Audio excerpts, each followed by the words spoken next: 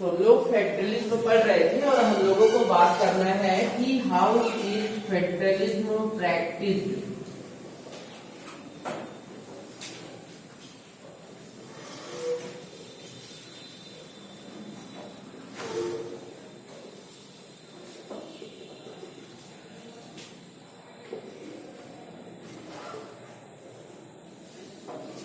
Federalism जो है वो किस प्रकार से जो है वो प्रैक्टिस है, मतलब किस प्रकार से चल रहा है। तो आपको बताना चाहेंगे कि जो कॉन्स्टिट्यूशनल प्रोविजंस है, किसी भी प्रकार के जो फेडरलिज्म होता है, यानी कोई भी फेडरलिज्म हो, फेडरलिज्म के लिए वो बहुत ज्यादा इम्पोर्टेंट होता है। और अगर हम उसके रियल सक्सेस की बात करें, जिस प्रकार से इंडिया है, तो ये यहाँ के डेमोक्रेटिक पॉलिटिक्स के आधार पर निर्भर करता है कि फेडरलिज्म सक्सेस कब होगा, जब यहाँ की पॉलिटिक्स ठीक ठाक होगी।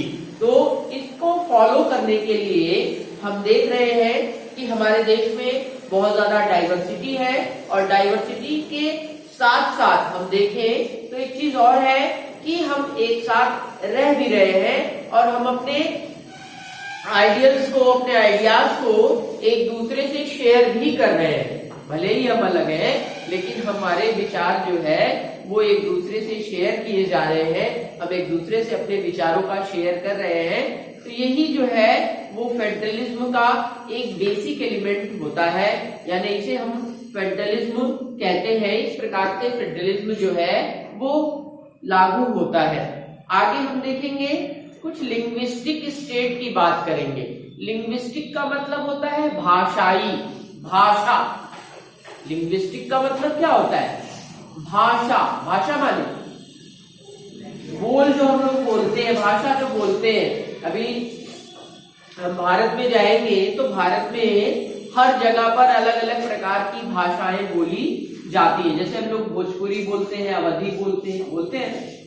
उसी प्रकार से दूसरे दक्षिण भारत की तरफ जाएंगे तो तमिल बोला जाएगा, कन्नड़ बोला जाएगा, मलयालम बोला जाएगा। इसके अलावा पंजाब में जाएंगे तो पंजाबी भाषा मिलेगी, आंध्र प्रदेश में जाएंगे तो तेलुगु भाषा मिलेगी। इसके अलावा भी आपके मणिपुर क्षेत्र में जाएंगे तो मणिपुरी भाषा आपको प्राप्त मिलेगी, बिहार में जाएंगे तो बिहारी भाषा का प्रयोग होगा। तो भाषाई आधार पर जो है वो राज्यों के बारे में बात करने जा रहे हैं। तो देखेंगे कि यहाँ पर जो है जो क्रिएशन हुआ है लिंग्विस्टिक स्टेट का, ये बहुत ज्यादा टेस्ट करने के बाद हुआ है, यानी बहुत ज्यादा जांच और परीक्षण करने के बाद हुआ है। और इंडिपेंडेंस कब मिली? 1947 में। 1947 के बाद पुरानी बाउंड्रीज थी, उन्हें नया किया गया, उन्हें चेंज किया गया और उन्हें चेंज कर नए स्टेट बनाए गए। जैसे उत्तर प्रदेश बहुत बड़ा था और भी व्यापक था, उसमें तमाम और जुड़े हुए थे। लेकिन जब आजादी के बाद बनाना शुरू किया गया तो इसे छोटा किया गया, से और कोई राज्य उसमें हो सकता है मर्ज किया गया हो, जोड़ा गया हो। तो इस प्रकार की चीजें जो है वो आजादी के बाद हुई। और देखेंगे तो ये हुआ वहां के लोगों की भाषा के आधार पर, यानी जहां पर जो भाषा बोली जाती थी उस हिसाब पर उसको मर्ज या उसको हटाया गया। साथ ही साथ कुछ ऐसे स्टेट हैं देखेंगे जहां पर बेसिक लैंग्वेज है, और देखेंगे तो वहां की कल्चर और वहां की ज्योग्राफी भी बिल्कुल अलग दिखाई पड़ेगी। जैसे नागालैंड है, उत्तराखंड है, झारखंड है। इसके अलावा हमारे कुछ जो नेशनलिस्ट लीडर थे उन्होंने इसका विरोध किया कहीं ना कहीं कि ऐसे स्टेट बनाए जाएं जो भाषाओं के आधार पर हो। और कहा गया कि अगर भाषा के आधार पर हम राज्यों का निर्माण करते हैं तो कहीं डिसइंटीग्रेशन ना हो जाए। डिसइंटीग्रेशन का मतलब क्या होता है? एकता हमारी टूट ना जाए, कहीं ऐसी दिक्कत ना आने लगे। लेकिन इन सारी डरों को खत्म करते हुए, इन सारी चीजों को समाप्त करते हुए लिंग्विस्टिक स्टेट्स का फॉर्मेशन किया गया, ताकि एडमिनिस्ट्रेशन यानी प्रशासन जो है वो आसानी से चलाया जा सके, है ना। प्रशासन की दृष्टि से जो है प्रशासन आसानी से चलाने की दृष्टि से भाषाओं के आधार पर राज्यों का बंटवारा किया गया। इसे हम कहते हैं लिंग्विस्टिक स्टेट्स। क्या कहते हैं? अब बात करते हैं लैंग्वेज पॉलिसी की, जिसे हम कहते हैं भाषा की नीति। तो दूसरा टेस्ट जो फेडरेशन का रहा वो लैंग्वेज पॉलिसी रहा, और जो हमारा इंडियन कॉन्स्टिट्यूशन है वो किसी भी भाषा को नेशनल लैंग्वेज का दर्जा नहीं देता है, यद्यपि जो हिंदी है उसे हम ऑफिशियल लैंग्वेज कहते हैं। और भारत में देखेंगे तो 40% भारतीय जो है वो हिंदी भाषा का प्रयोग करते हैं। आप जो है कहीं भी जाएंगे तो हिंदी भाषा आसानी से बोलेंगे तो लोगों को क्या आएगा, समझ में आएगा, आएगा ना। अभी गांव में पहुंच गए, जैसे अभी यहाँ उत्तर भारत के किसी गांव में पहुंच गए और गांव में पहुंचकर भाषा प्रयोग करने लगे तेलुगु, पूछने लगे निपेरेटी अनंतनी सेवा, ऐसी तमाम चीजें आप पूछने लगे उनको क्या पता आप क्या बोल रहे हो। दक्षिण में चले गए, दक्षिण भारत में चले गए, हिंदी नहीं आती उनको ज्यादा, है ना। आप कह रहे और भाई क्या हाल चाल है, अरे कुछ मिलेगा खाने वाने को, तो यार क्या बोल रहा है, या तो इंग्लिश का प्रयोग करिए और या तो फिर उनकी भाषा का प्रयोग करिए, तब उसको समझ में आएगा ना। अभी मैं आपके सामने खूब इंग्लिश झाड़ू, आपको इंग्लिश कुछ नहीं आती है, आपके सामने खड़े होकर खूब इंग्लिश झाड़ू और आपको इंग्लिश नहीं आती, तो आप कैसे समझोगे। तो 40% लोग तो समझ सकते हैं। कौन सी भाषा, हिंदी भाषा। कहीं भी जाते हैं बोर्ड पे लिखा रहता है कृपया मातृभाषा का प्रयोग करें। कौन सी भाषा का प्रयोग करें, हिंदी भाषा। मदर टंग क्या है हमारी, मदर टंग क्या है, हिंदी का प्रयोग करते हैं। लेकिन जो सेंट्रल गवर्नमेंट है उसने जो हिंदी की बात हम कह रहे हैं, हिंदी के अलावा भी और भाषाएं बोली जाती हैं, लेकिन हिंदी की बात करें तो उसे जो है शेड्यूल लैंग्वेज में कॉन्स्टिट्यूशन के आधार पर रखा गया है। और जो सेंट्रल जॉब की जो सेंट्रल गवर्नमेंट के जो जॉब होते हैं उसमें जो कैंडिडेट्स होते हैं वो एग्जामिनेशन जो देते हैं उसमें भाषा का ऑप्शन होता है। आप किसी भी भाषा को सेलेक्ट कर सकते हैं और उस भाषा में अपना काम कर सकते हैं। इस प्रकार से स्टेट्स की अपनी अपनी ओन लैंग्वेजेस है, जितने भी राज्य हैं उनकी अपनी अपनी खुद की क्या है, भाषा है। जैसे जहां पर आंध्र प्रदेश में जाएंगे तो तेलुगु भाषा को वो भाषा मानते हैं और उसी में लिखते पढ़ते हैं। उनकी ऑफिशियल भाषा हो सकती है, उसमें भी लिखा जा सकता है। हिंदी तो रहेगी ही रहेगी, इंग्लिश रहेगी, लेकिन उनकी भी भाषा वहां पर जोड़ी जाएगी। इसके अलावा जो मैक्सिमम वर्क वहां गवर्नमेंट का होगा वो ऑफिशियल लैंग्वेज में ही होगा, कार्यकारी भाषा में ही होगा। इसके अलावा इंग्लिश जो है वो ऑफिशियल लैंग्वेज के रूप में सन 1965 में से रोक दिया गया। और आप देखेंगे तो बहुत सारे नॉन हिंदी ऐसे स्टेट थे जो बिल्कुल डरे हुए थे कि हिंदी उन पर थोपी जा रही है। अरे भाई आपको हिंदी नहीं आती, आपको हिंदी बोल, जैसे अभी आपको अंग्रेजी नहीं आती, आप पर अंग्रेजी थोप दी जाए, नहीं आपको अंग्रेजी में ही बात करना है, कैसे कर पाएंगे, नहीं आती तो कर पाएंगे क्या। तो इस तरीके की भी चीजें जो है लोगों को वहां पर लगी, लेकिन ऐसा नहीं था, वो अपने जो उनकी भाषा थी उस भाषा में भी वो काम कर सकते थे। इसलिए इस चीज को, ये जो इंग्लिश का प्रपोजल रहा, इसे विड्रॉ कर दिया गया और हिंदी और इंग्लिश दोनों को ऑफिशियल पर्पस से यूज किया जाने लगा। अब अंग्रेजी में कोई चीज लिखी है आसानी से समझ जाते हैं लोग, हिंदी में लिखी है आसानी से समझ जाते हैं, तो उनके लिए ये व्यवस्था दी गई। इसे हम कहते हैं लैंग्वेज पॉलिसी।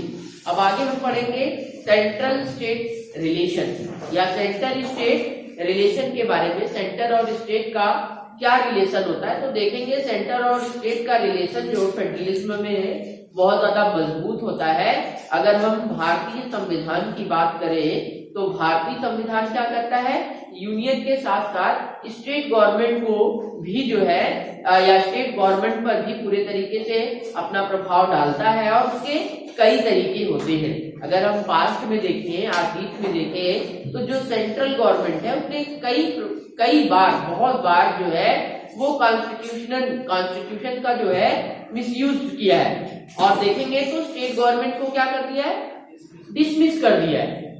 स्टेट गवर्नमेंट को क्या कर दिया है, हाँ, अपने पावर का प्रयोग कर डिसमिस कर दिया है।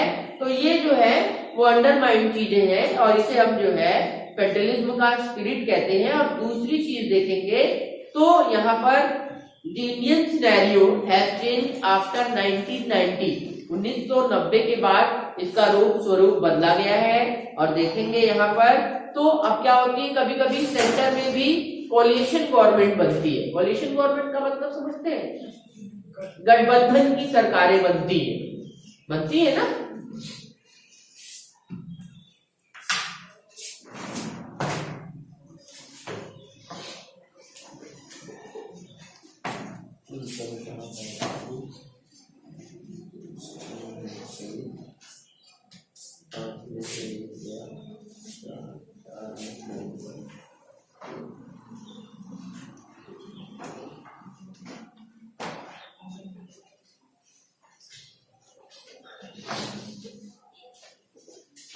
सबसे ज्यादा हमारे क्लास में बच्चे आए।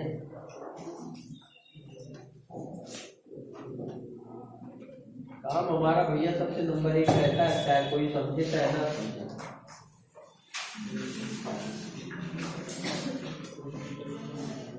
सबसे ज्यादा बच्चे अपनी क्लास में आए। चलिए, तो इस प्रकार से कभी कभी देखेंगे तो कोलिशन गवर्नमेंट सेंटर में भी बनती है। No single party got a clear majority in Lok Sabha. मान लीजिए लोकसभा का चुनाव हुआ और लोकसभा के चुनाव में किसी भी दल को स्पष्ट बहुमत नहीं मिला। तो स्पष्ट बहुमत नहीं मिला तो क्या हो गया, जैसे समझ लीजिए, समझते शायद समझ में आया। ए है, बी है, सी है और डी है। 4 पार्टियां चुनाव लड़ती है। 4 पार्टियों में मान लीजिए जादुई आंकड़ा जो है आपका 105 या 100 मान लीजिए, जो 100 सीटें जीत जाएगी वो स्पष्ट बहुमत में होगी, है ना, और वो गवर्नमेंट स्वयं बना सकती है। ए को कितना मिला, 40। ए पार्टी सबसे ज्यादा वाली पार्टी है, 40 जो है सीटें इसने जीती। बी को कितना मिलना चाहिए, 10 सीट मिली। सी को कितनी सीट मिली, 40 10 50 हो गया, है ना। इसको कुछ कम कर देते हैं, इसको 60 कर देते हैं। चलिए, इसको जो है मिली 30 और इसको मिला 20। अब 100 हो गया कि नहीं हो गया। अब ये कैसे गवर्नमेंट बनेगी, 60 चाहिए, 40 और 20 वाले मिल गए, 40 और 20 वाले मिल गए। ए और डी को जोड़ दिया गया, कितना हो गया, 60। अब इसे जो ये जो गवर्नमेंट बनेगी इसे हम कहेंगे कोलिशन गवर्नमेंट। क्या बोलेंगे, इसका मतलब क्या होगा, स्पष्ट बहुमत किसी को नहीं मिला, किसी भी सिंगल पार्टी को नहीं मिला। इसके अलावा आपको बताना चाहेंगे कि बहुत सारी ऐसी मेजर नेशनल पार्टीज होती हैं जो एलियांस करती हैं। जैसे अभी देखिए बीच में चुनाव हुए थे और मायावती जी और अखिलेश जी का गठबंधन हो गया, ये एलियांस कहलाता है, साथ मिलकर चुनाव लड़ते हैं। इस प्रकार की भी चीजें जो है वो देखने को मिलती है। इसके अलावा आपकी रीजनल पार्टीज भी होती है, ये भी जो है गठबंधन करती है। तो ये एक प्रकार का नया कल्चर है और इस कल्चर से गवर्नमेंट बनती है। सुप्रीम कोर्ट ने देखेंगे तो इसको डिफिकल्ट बना दिया है कि किसी भी स्टेट को आर्बिट्रेरी मैनर में डिसमिस नहीं किया जा सकता है। इसके लिए कई सारे स्टेप्स से होकर गुजरना पड़ता है। यानी डिसमिस का मतलब गवर्नमेंट गिराने का तुरंत नहीं गिर जाएगी, इसके लिए कुछ स्टेप्स होते हैं। उतना बहुमत अस्पष्ट उतना जो है चीजें अस्पष्ट करनी पड़ेगी, तब जो है वहां पर गवर्नमेंट को गिराया जा सकता है। तो इस प्रकार से आपने देखा कि सेंट्रल और स्टेट का क्या रिलेशन होता है। अब हम पढ़ेंगे डिसेंट्रलाइजेशन इन इंडिया। भारत में किस प्रकार से डिसेंट्रलाइजेशन होता है। तो आपको पता है कि भारत एक विशाल देश है और बिना 2 टियर सिस्टम के देश चलाया नहीं जा सकता है। अगर केवल एक गवर्नमेंट हो, जैसे मान लीजिए आपको पहले के समय में ले जाते हैं और पहले के समय में क्या होता था, एक बड़ा शासक होता था जो पूरे देश पर, मान लीजिए हम एक्स शासक की बात करते हैं और उसमें जो है मान लीजिए अलाउद्दीन खिलजी की बात करते हैं, बहुत अच्छी उसकी शासन व्यवस्था बड़ी अच्छी हमको लगी। अलाउद्दीन खिलजी वंश के बारे में आपने सुना होगा। खिलजी वंश का संस्थापक कौन था?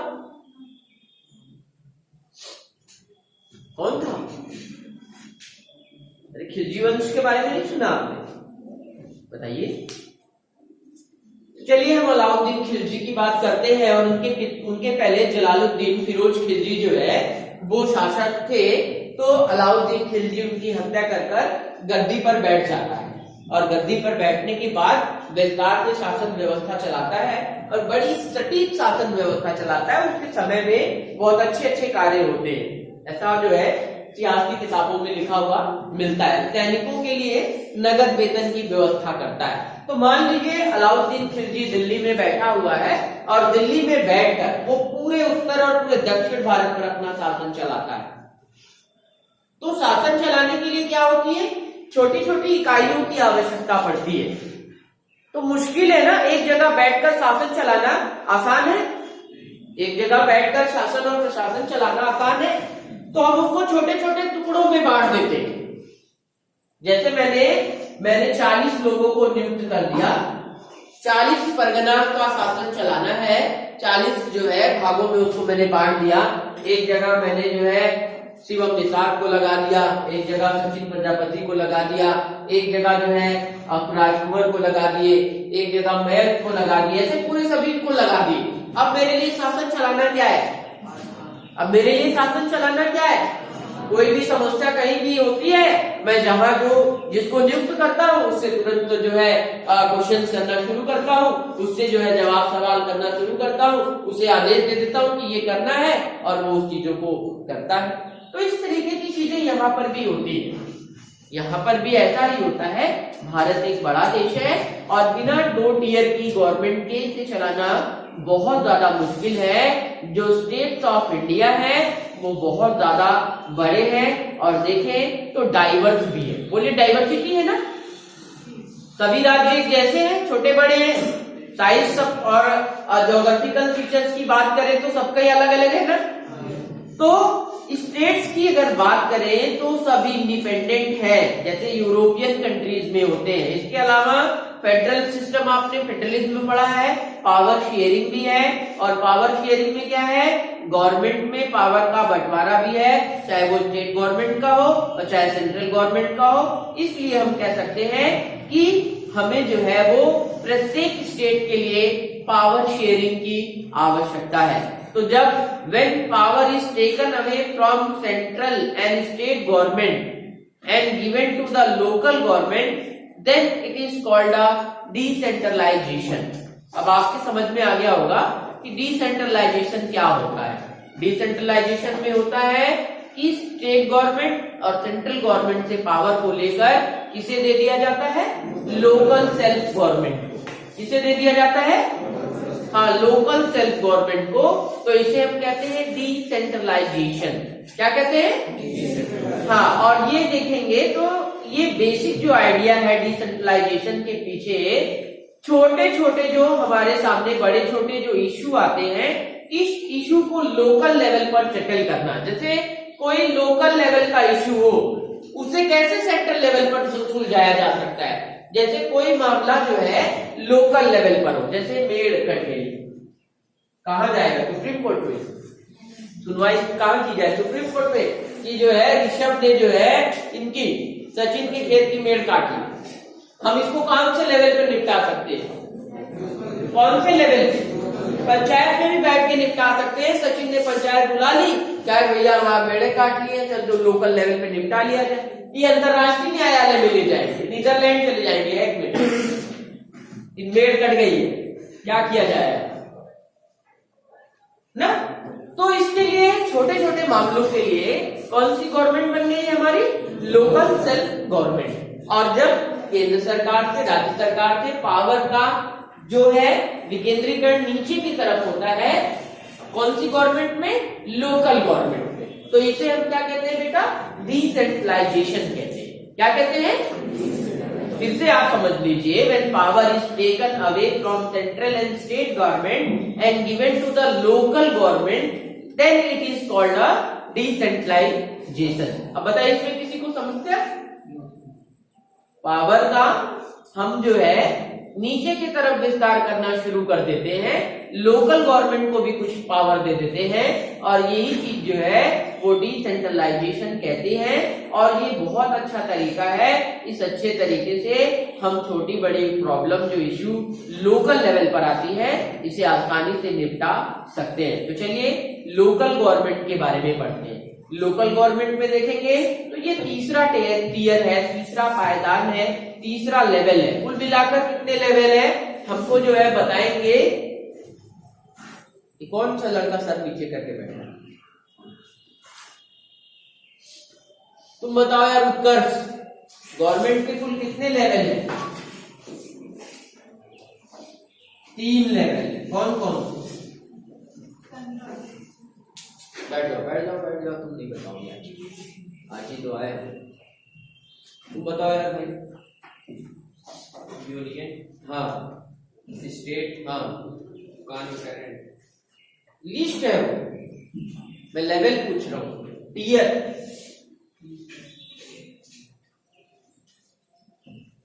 टियर में 3 टियर की गवर्नमेंट है ना, 3 लेवल की गवर्नमेंट है ना, सेंट्रल लेवल, स्टेट लेवल और लोकल लेवल। लोकल लेवल की बात करने जा रहे हैं, लोकल गवर्नमेंट की बात करने जा रहे हैं। बैठो, याद रखो, वो लिस्ट है, उसे सूची कहते हैं। जैसे मैंने आपको सामान की लिस्ट बना दी और आपको सामान लेकर आना है, तो वो सूची है, कौन किस पर कानून बनाएगा। लॉ बनाते हैं ये सब स्टेट गवर्नमेंट। ये पार्लियामेंट लगता है, इस पार्लियामेंट में जाकर केवल हंसी मजाक थोड़ी करते हैं लोग। पार्लियामेंट वाले लोगों का काम क्या होता है आपको मैंने बताया था ना, ये 3 अंग होते हैं आपकी, लेजिस्लेचर, एग्जीक्यूटिव और जुडिशरी। तीनों लोगों का रोल होता है। ये लोग बैठकर वहां कानून बनाते हैं, उनका काम होता है नियम और कानून बनाना। देश कैसे चलाओगे बिना नियम और कानून के? बोलो बोलो, नहीं चल पाएगा ना। तो ये नियम और कानून बनाते हैं, वहां सदन में जाते हैं, चाहे एमपीज हो, चाहे एमएलएज हो, चाहे सांसद हो, चाहे विधायक हो, सब जो है, चाहे लोकसभा हो चाहे राज्यसभा हो, सब जो है लॉ जो है बनाते हैं, और उसके बाद वो लॉ इम्प्लीमेंट होता है। उनका काम ही वही है, इसीलिए आप उनको चुनते हैं, इसीलिए उनका चुनाव होता है। तो तीसरे टियर की हम लोग बात कर रहे हैं, और तीसरा टियर है आपका लोकल गवर्नमेंट। और देखेंगे कि लोकल गवर्नमेंट में पंचायत होती है, गांव में जो पंचायत होती है, म्युनिसिपालिटी होती है, शहरी क्षेत्रों में तो म्युनिसिपालिटी होती है, और गांव लेवल पर क्या होता है बेटा? विलेज पंचायत। क्या होता है? टांडा में कोई है? टांडा कोई है नहीं। तो टांडा में देखेंगे तो वहां पर नगर निगम, नगर पालिका काम करती है, म्युनिसिपालिटी का काम होता है। और बड़े शहरों में जाएंगे तो नगर निगम होगा, वहां उनका काम चलता है, वहां पंचायत नहीं होती है। लेकिन हमारे गांव में क्या होती है?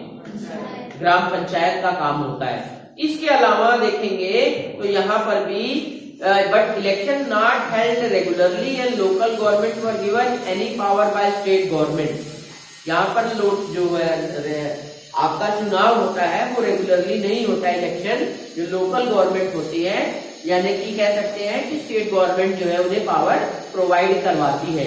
इसके अलावा अगर आप देखेंगे तो 1992 में डिसेंट्रलाइजेशन के लिए कुछ बड़े स्टेप्स लिए गए हैं। जो कॉन्स्टिट्यूशन है उसे अमेंड किया गया है, और अमेंड करने का मतलब समझते हैं? संशोधन करना। अमेंडमेंट का मतलब क्या होता है? हाँ, संशोधन करके तीसरे टियर डेमोक्रेसी में तीसरे लेवल को और ज्यादा पावरफुल और इफेक्टिव बनाया गया है, प्रभावी बनाया गया है। पहले तो ही टियर काम ज्यादा करता था, लेकिन 1992 में कॉन्स्टिट्यूशन में अमेंडमेंट किया गया, संविधान में संशोधन किया गया, और यहाँ पर पंचायतों के माध्यम से लोकल गवर्नमेंट को जो है कह सकते हैं, लोकल गवर्नमेंट के माध्यम से यहाँ पर इनको और पावर्स दी गई है, और कुछ प्रोविजंस जो है वो बनाए गए।